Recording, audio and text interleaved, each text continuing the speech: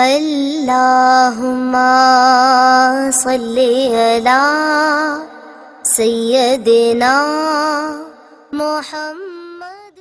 رسول کریم صلی اللہ علیہ وسلم نے ارشاد فرمایا، لا ایمان لمن لا امانت له ولا دین لمن لا عہد له۔ جو شخص امانت دار نہیں ہے وہ ایماندار نہیں ہے، اور جو شخص اپنے وعدے اور معاہدے پابند نہیں ہے وہ ایماندار نہیں ہے۔ تو اس حدیث میں آپ صلی اللہ علیہ وسلم نے وعدے کی پابندی اور امانت داری کی حفاظت اور امانت کو صحیح طریقے سے محفوظ کرنے کا حکم فرمایا ہے، اور مومن کی دو کامل صفات بتائی ہیں کہ اس کے بغیر آدمی ایماندار، ان دو کے بغیر آدمی ایماندار اور دیندار نہیں ہوتا۔ تو امانت کا مفہوم شریعت کی نظر میں بہت وسیع ہے، اور اس کا مطلب یہ ہے کہ جس کام کے بارے میں یا جس چیز کے بارے میں کسی پر اعتماد کیا جائے وہ چیز امانت ہوتی ہے۔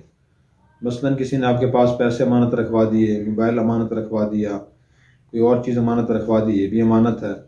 جس کے پاس امانت رکھوائی اس کی ذمہ داری اور ایمان کا تقاضا یہ ہے وہ اچھی طرح اس کی حفاظت کرے، خود اسے استعمال بھی نہ کرے۔ نمبر 2، امانت کے مفہوم میں یہ بات بھی شامل ہے کہ کسی کو ذمہ داری دے دی جائے، کوئی عہدہ دے دیا جائے، وہ اس کے پاس امانت ہوتی ہے۔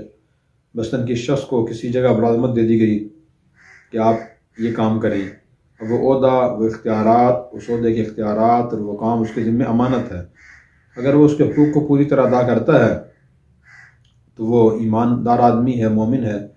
اگر وہ اس کے حقوق کو اچھی طرح ادا نہیں کرتا تو وہ ایماندار نہیں ہے۔ اسی طرح آدمی جب کسی سے وعدہ یا معاہدہ کرے تو سوچ سمجھ کرے، میں پورا کر سکتا ہوں یا نہیں، اچھی طرح اطمینان ہو جائے کہ میں پورا کر سکتا ہوں، پھر اس کو پورا کرنے کی پوری کوشش کرے، ورنہ اس کے بغیر آدمی ایماندار اور مومن نہیں ہوگا۔ یہ نبی کریم صلی اللہ علیہ وسلم کا ارشاد ہے۔ اللہ ہمیں عمل کی توفیق عطا فرمائے۔